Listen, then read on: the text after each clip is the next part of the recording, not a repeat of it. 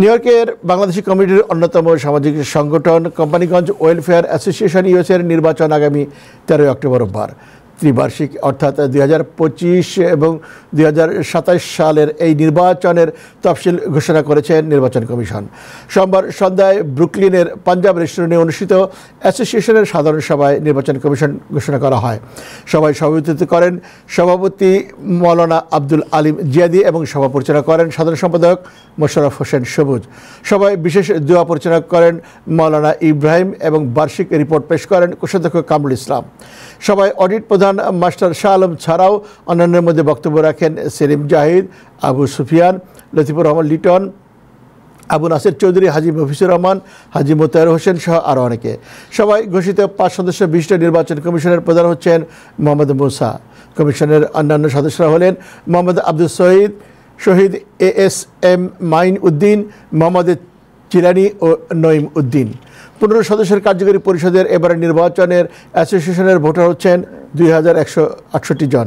এর মধ্যে প্রায় 1600 জন আজীবন সদস্য বলে সংগঠনের কর্মকর্তারা জানান।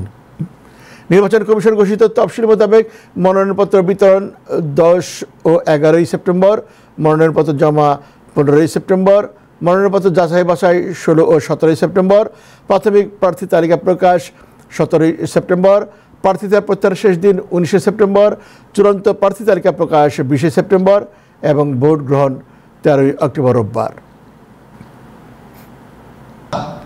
যেহেতু দলের ব্যক্তি 9 to 12 আজকের এই অবস্থান আপনারা সকলে জানেন, এটা আমার একটু লেগেছে, এই কারণে আমিও ওনার থেকে মাইকটা নেওয়ার চেষ্টা করেছিলাম।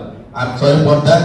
তো আমাদের ছোট ভাই মিলন আসলে আমরা এখানে সবাই সম্পৃক্ত।